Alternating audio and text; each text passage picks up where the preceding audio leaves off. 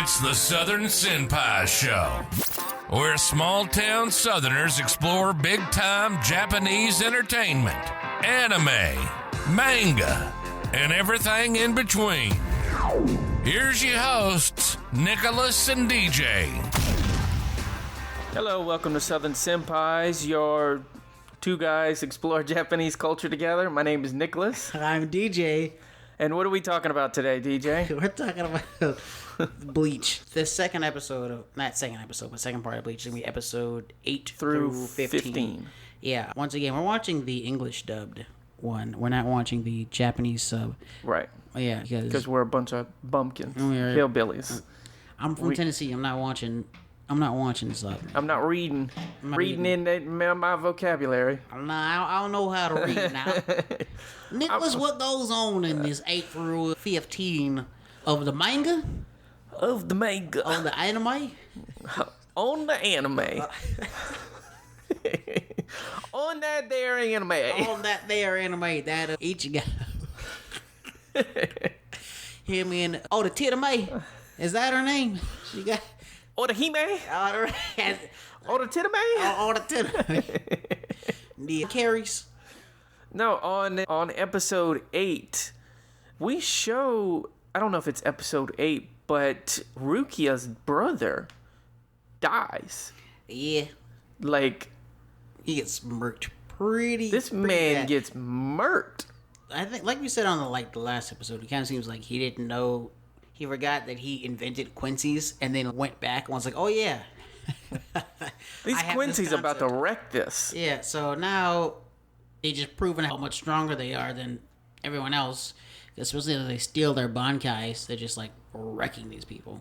And then, what's his name? Oh, redhead with the scarf, with the high hairline like Vegeta. Renji? Yeah. Yeah. He was trying to get in, and he was like, no, don't get your bankai stolen. Yeah, because then both of us won't have a bankai. And then he was basically like, I'm going to use myself as a guinea pig, so you find out anything you can about this person's weakness. Which is a big L, because when you think about it, it doesn't make any sense. Okay, neither of us know how he's doing this. So what the plan is to have his steel mind and hope that you're smart enough. You only have once. You only have once to figure this out. So hopefully you're smart enough this one time to get it. And if not, and this is Renji. Right. It's not one. Who? Yeah, because the Quincy is a smart guy. Yeah. This is not like Urahara, who's pretty smart. They're all out of luck, actually, because, yeah, the Quincy's the smart one, and if he's not there, them's the raps. Them's the breaks, you know what I'm saying? Dude, but one of the things is clear is the pacing on this is crazy. It's really fast, and I like it a lot better than old. It feels like the first couple of seasons of Bleach, it was like this fast. Where was just a lot of plot happening up front. And I think that's also why people like One Piece so much. There's a lot that happens in every episode of One Piece. Yeah, I couldn't get into One Piece all that much. There's so many episodes, man. I turned around and it was still on for 10, and they had I stopped watching it, and the next thing I know, they got 600 more episodes. I'm like, are you serious? I got to One Piece. I got all the way up to the part where the chick betrays the crew. Yeah. And goes to the dude with the shark nose. And then she decides, oh, just kidding. And then that's as far. I was like, I don't even remember that part.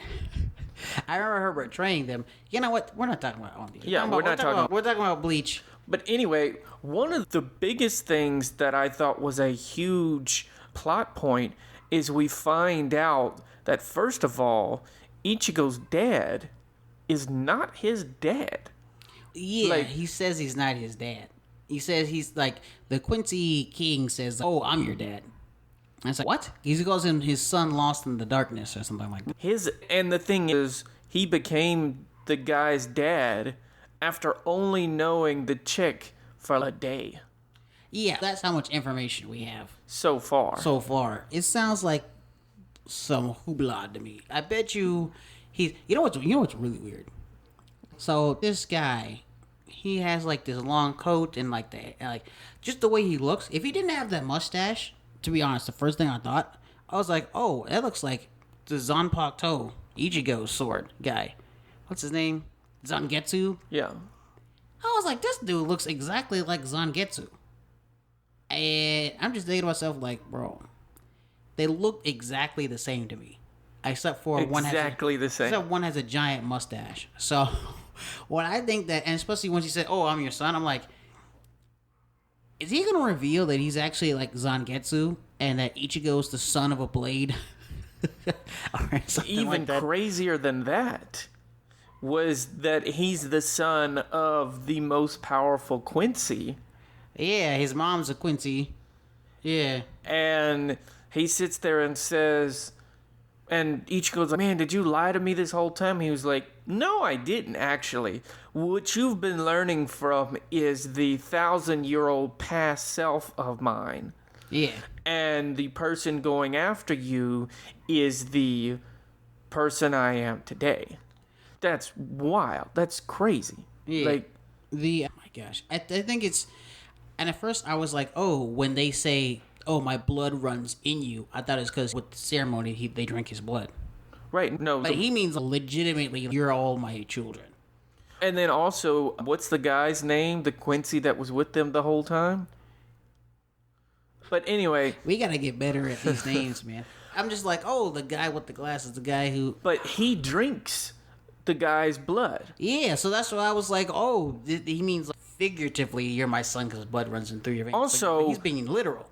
Also, let's not skip over the fact that the dude betrays his whole crew. Yeah, for this guy. And he's like, oh yeah, this is my successor. I'm like, what? What? Are you... Is it a joke or are you being for serious? That's crazy. All the Quincy's are just like, this is blah, blah, blah, this is bull, this is crazy. Wait, you know what? I think I would take back the thing I said about him being the son of a blade. It's probably, you're right, like, Zangetsu was the image that he was seeing. So it's probably that Quincy, right? I think, is that how it is? Like, that Quincy was Zangetsu the whole time? The thing is that I forgot the dude's name. We gotta really get better. We're gonna get it eventually. But anyway, the King Quincy guy. I'm gonna look it up right now. Right, the King Quincy guy. Okay, what he did was pretend to be Zangetsu. Right. I don't think he pretended. I think that was because he's literally his ancestor. So right. I don't think he was pretending. He's just like, my blood, this was just what it did like inside of you. Plus the thing is Tetsu Zangetsu is his stepdad. That's his stuff. Yeah. Like, whenever you see him, because Urahara, because I know that name. Like, for some reason, we remember the female names more than... No, Urahara is the guy with the green and white hat. Oh, no, I'm talking about me. Oh, you said... you remembered Orihime. Yeah, I remember. So what's that I remember? But Urahara said that... Remember in that episode, he was like, listen, this is a experimental Gigai. Right. And he said, the only problem with getting in this Gigai to save Ichigo's mom is that you will no longer be a Soul Reaper. Yuryu, the guy with the glasses. Yuru. Who's the master? Who's the master? This guy, Yuru. That Yuru. Uryu? Uryu, thank you. Uryu? Thank you. And then who's the King Quincy guy? Big mustache. But his name's, we're calling him Big Mustache. Big Mustache. That's his name. He's just Big Mustache. Because he's got the most ridiculous facial hair. He looks like, you ever play Sonic the Hedgehog? Oh, he does look like Eggman. Yeah, he has his Eggman stash going on. He's got the Eggman stash. But, dude, the crazy part is that in these 8 to 15 episodes, these captains are getting murked, bro. Oh, man, they are taking major L's. And then their king is just sitting there watching it. And the Quincy's, the rest of the Quincy's are pissed that Oryu is there in the first place. Right. They're like, oh, how is this guy the successor? And to be fair, he for a long time believed that he was the only Quincy left.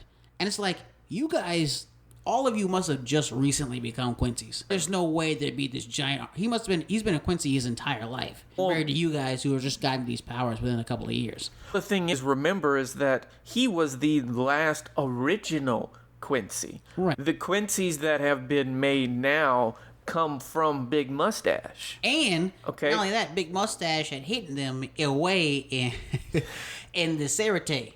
And that was the crazy thing, right? So the first time the Quincy's tried to take down the Soul Reapers, they came into the Sarate. But then they were like, how we basically smashed you guys so easily this time?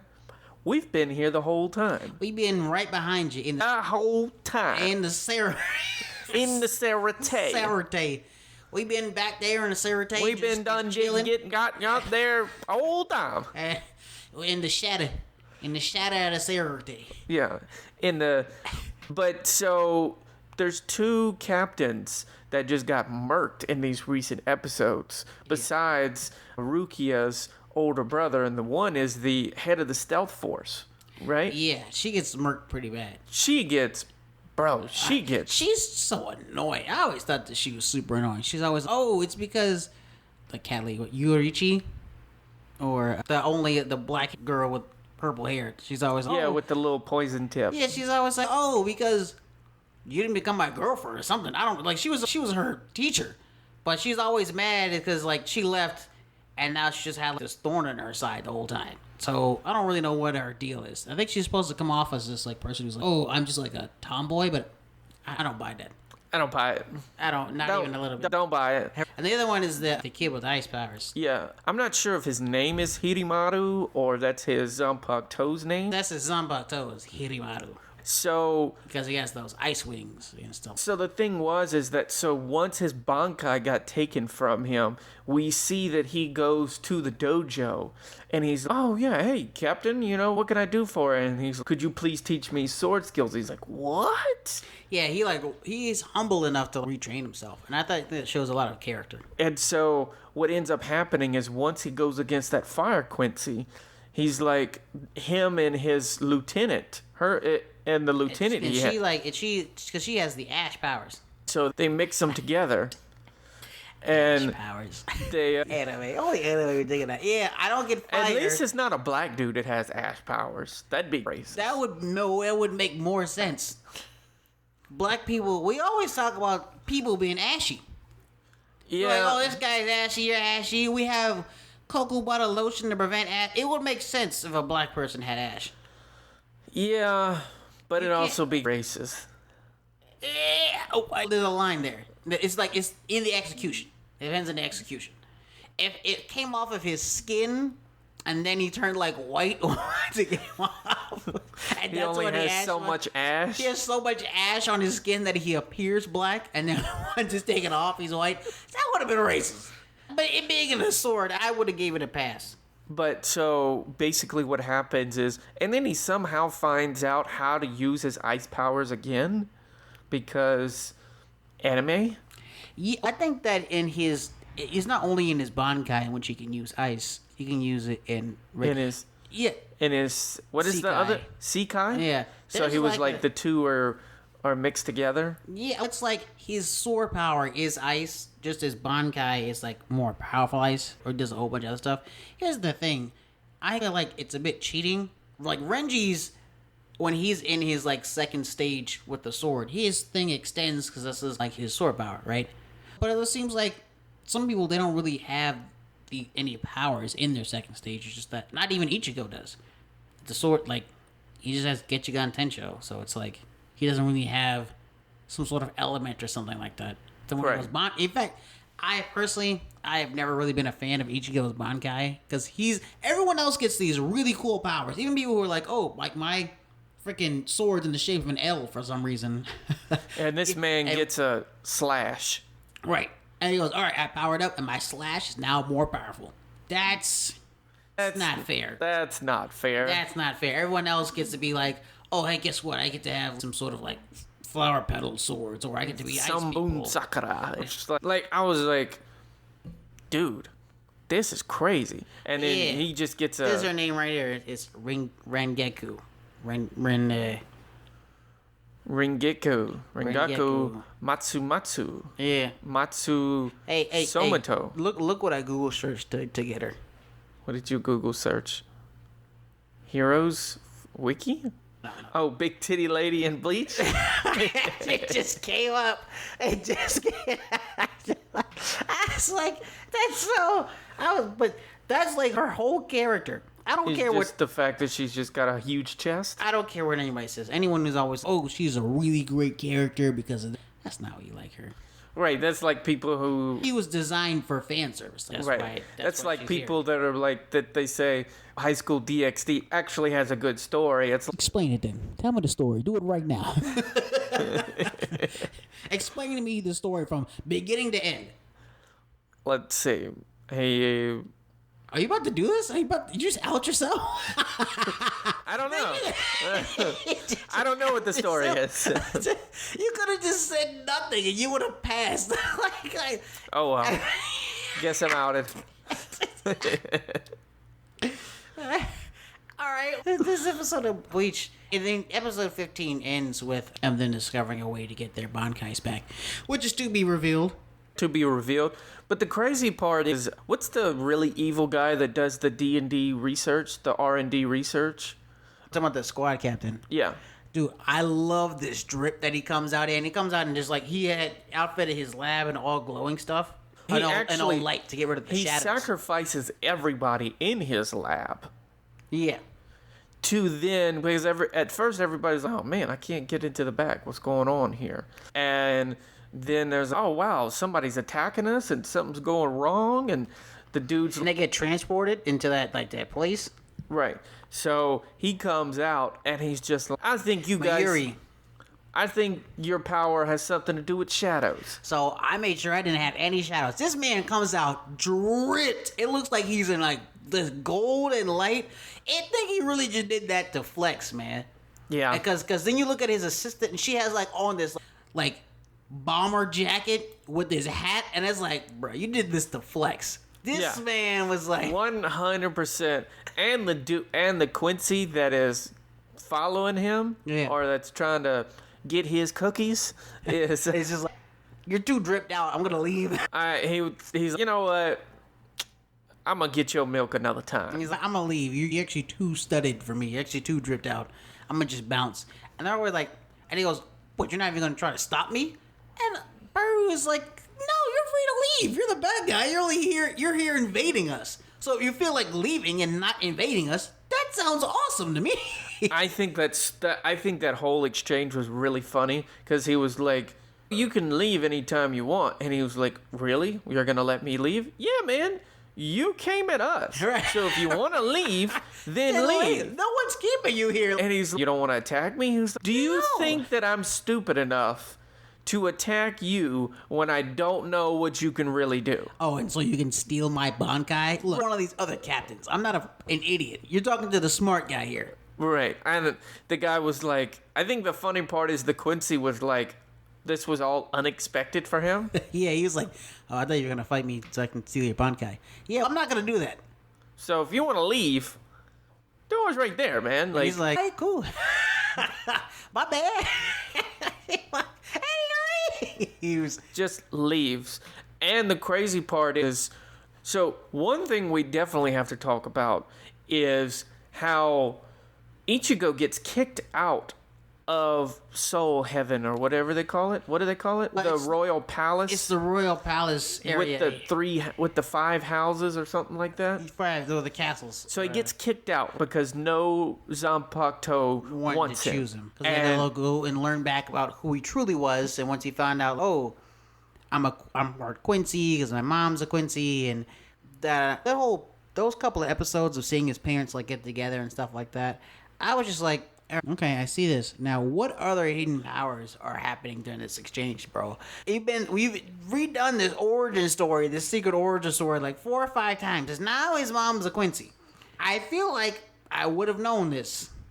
Well, like you said, Quincy was the last angle this man had to go on. Right. So this is what he went with. But the crazier part was, is That's also why Uryu was chosen, is because like when the king rose again and stole back all the Quincy powers from the Quincy's, which is why his mom died because she didn't have any powers. right. That's that. But we can't gloss over that. We can't gloss over the fact that the reason why Ichigo's mom died And Uryu's mom died. was because the king was like, yeah. So because he's genetically related to all of them, he has this ability to just steal their powers to increase his powers. That's also probably why he doesn't really care if they die or not, because, I'm just going to take my power back. Like, it's like, whatever.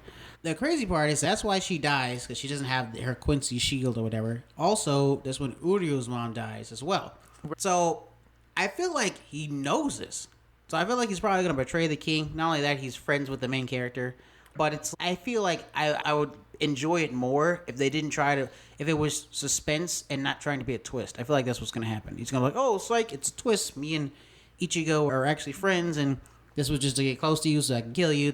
And if that's the case, I'm like, then why did you let all those people die, you jerk? Why didn't you do something, you son of a gun? I think that suspense is that, and this anime is just full of twists. That's all anime does. It's twist this, twist that, twist this. I would love for just once to just feel the tension between two characters that I know are going to fight eventually. Naruto did. Yeah, like with Naruto, with Sasuke and Naruto are always fighting and always something. And it's like, oh, but they're friends. But then in Shippuden, it's like when you see them on screen, when you're even just casually talking to themselves, you're like, oh, this is going to go sideways. Yeah, this is different. And that's all you're waiting for. Just looking at them, waiting for it to go sideways.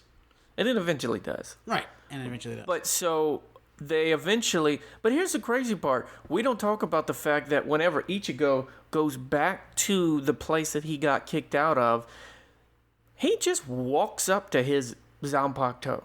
It's one of the, I forget what the sword guy calls it, but basically they're blinks. And he chooses one, and it turns into a white hollow version. I gotta be honest, right? This is another part that I'm like, what? Because, so he makes all the Zanpakutos. He's the creator of the Zanpakuto. This is every single one. This is this black guy that's made all the Zanpakutos, all of them.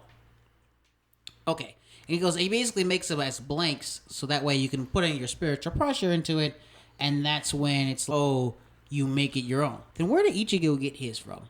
Like, is it because when Rukia was like, oh, I'm gonna give you part of my power? Cool, you give me some of your power.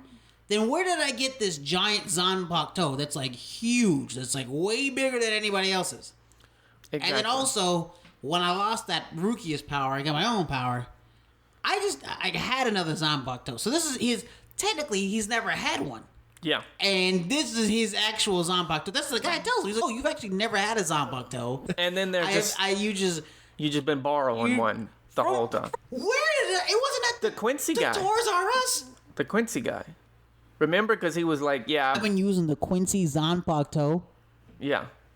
He did say that, didn't he? Yeah. The Quincy Zanpakuto. Because the Quincy's were using other stuff besides just bows and arrows. Right. So it's, okay, cool. So I have a Quincy Zanpakuto. Then how come it works like a Soul Reaper Zanpakuto? And also, how come no one noticed this? Just saying, they seem to be very adept at noticing when Quincy's are there. They're like, oh, because of your spiritual pressure or lack thereof. And you know what else that means? That means he's been killing all these people. Yeah. Let's not gloss over that part, okay? Because Quincy's destroy souls. Their weapons destroy souls. That's a huge part of this, right? Is that, oh, weapons destroy the souls, so now there's an imbalance and the worlds might collide, right? They don't get to go to heaven, they just die, which is also really horrible, right? Yeah. So that means that's what he's been doing. How come Ichigo didn't make this imbalance? He's killed a lot of people. A lot of hollows, a lot of Irankars have gone down because of Ichigo. And there's not any imbalance at all. And then also, remember Aizen was always like, yeah, well, I planned all of this. How? Because it seemed like this Quincy guy planned all of this. Yeah. Did they plan it together? It doesn't seem like it, because when the Quincy King went to go talk to Aizen, was like, hey, bro, guess what? Suck a fat one. I don't feel like joining you. And I don't serve anybody. And the king was quite taken aback by this. He was like, oh, we're both evil, so I thought this would be cool. And he was like, nah.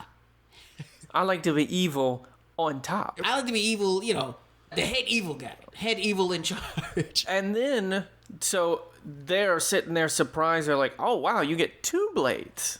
Yeah, now he's dual wielding. I guess because one he's part Hollow and part Soul Reaper. So now the dual blade is the real Zangetsu. But here's the real thing. He's also Fullbring, isn't he?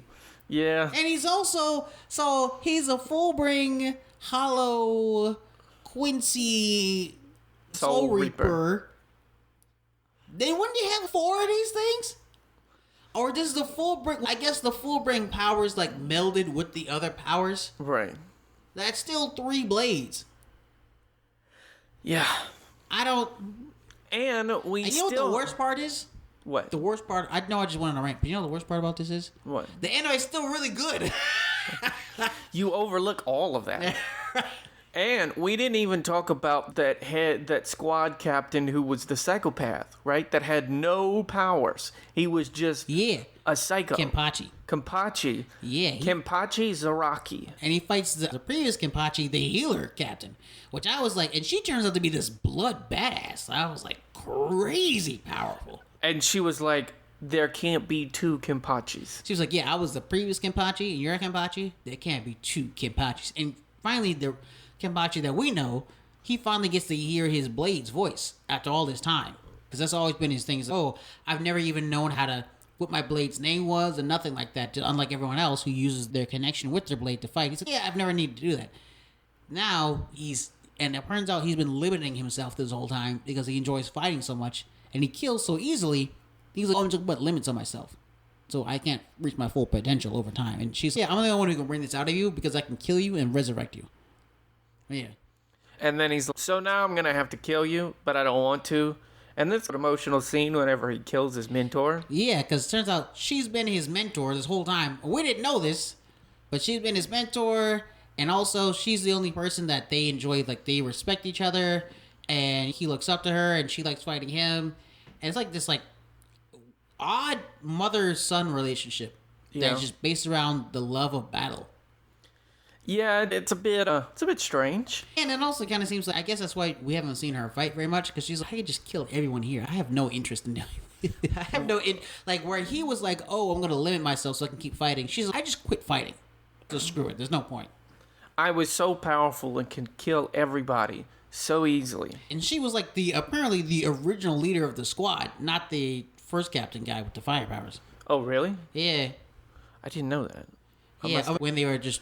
straight up savages, she was like the leader, and then he became the leader. And the crazy part is I think we talked about this a little in the last episode, was squad guard captains and like titles and stuff like that wasn't meant to... Yeah, it didn't exist at first. That was just a thing that they said that didn't mean anything. Basically, a gang showed up and murked so many people so easily. They were like, all right, you guys are in charge now. They're like, all right, cool. We're going to call ourselves squad captains. Sure, man, whatever you want, please. Right. Just leave us alone. And we protect the Serite. All right, cool. And now we know why they protect the Serite so fiercely. This is a gang. Right. This is gang territory. These aren't good people. They're evil. The best gang members got to be next to the king. The king was probably like, hey, yeah, sure, man, you can protect me. Yeah, sure, whatever, dude. And then you have Ichiko is getting to go to places that nobody has ever been before because he's the main character. Renji and Rukia get to go over there too. Yeah, but they're not focusing on that. Yeah, no, they're just kind of glossing over there. And at the very last part of it, the king is sitting there saying, I have to make sure that you're worthy to even see me. Yeah. And it's like, all right, I understand that, but if you could just look downwards and see how everything is just burning, that would be really great. If the king would have said that, I had to worthy you to see me. Okay, what is the advantage of seeing you? Just real quick. Oh, am I going to get a power-up? I'm not? You're just going to tell me some information? Hey, man, I don't mean to be a dick, but I don't need information right now. I need power. I need power. Because your kingdom is literally on fire while you're up here doing nothing. Yeah, what are you going to be? You're going to be a Vegeta in a second, king of nobody. And they asked him, like, hey, man, you guys are all head captains. They're way more powerful than everyone else. why don't you come down here and help us? Oh, because we guard the king. That's y'all's job. My job would be up here. I would have been like, bro, whatever information you got for me up there, I don't even want it.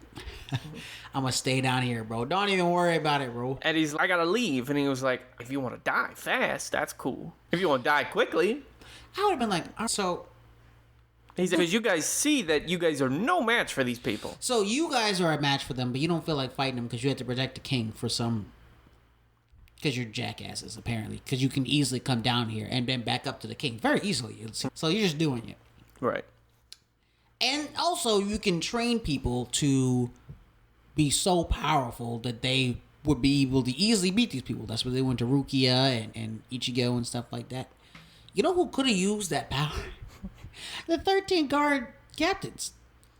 They might not have died if you guys just, I don't know, helped out, like, it seems a little bit. All Ichigo has been doing is, like, walking around and eating. Yeah. That's all he's been doing. That's why they felt so bad whenever they got there. They were like, hey, man, I feel a little guilty. We went to a hot spring, and then we were eating food, and then, yeah, that's it. But to be fair, though, that hot spring did bring back Rukia's brother. Yeah. And he was like, damn, man, you've been here more than anybody ever. And he was like... Probably because I was dead. Probably because I was dead. Yeah, probably. That's probably it. It's probably... Wait a minute. They stole the Lazarus pit from Batman. Yeah, probably. I love how one of them is like heaven and then one of them is hell. So the heaven one, the clear water one, cleans them, and then the hell one is replaces it. I'm not gonna lie, when I first saw that, I thought it was tomato sauce or something. I thought he was about to say, this is tomato sauce? yeah, I mean, it's anime. It's possible. It could have been like, this is soul sauce. Oh, yeah. Barbecue sauce. Let's talk about the originality of all this stuff. It's a soul phone. Yeah, they got soul phones? Oh, wow. Soul phones, soul...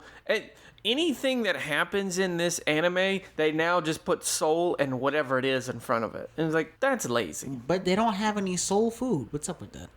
Because then that'd be... People would think that's racist. Look, anime has gotten away with a lot more racist stuff. I feel like giving a brother some collard greens is not going to be the end of the world. Or just, even just a slice of cornbread. I feel like you can get away with that. No, because in the next... Oh, you guys are racist. You guys are... Soul food? Do Japanese people even know what soul food is? Probably not. That's probably what it is. Yeah, I don't think they. I think Bleach is one of the only animes where they draw black people in some not weird way, like regular human beings. I don't think that. I don't think because they are. I don't think he's discovered soul food. He's just. I'll say that for later. You know what I'm saying? Like the first anime I see with soul food, it will instantly become my favorite anime. I want to see some guy with a giant sword kill some bad guy and be like, all right, now time to go get some fried chicken. I'm like, this is my God. This is, and then he makes mac and cheese in the oven. And then you're like, I can't. I know mac and cheese in the oven. If he brings up Kraft mac and cheese, that's when you're gonna lose me. You make mac and cheese in the oven. He's gonna throw some steaks on the grill. I'm like, dude, this guy is awesome. Yeah, mac and cheese and steak is probably the best combo ever. I'm hungry. You're hungry? Yeah. This has been Southern Senpais. I'm Nicholas. And I'm hungry, so we'll see you later. All right, bye. This has been Southern Senpais on Comic-Con Radio. Check out our previous episodes. You can follow the show at Southern Senpais on all major social media platforms. Y'all come back now. You hear?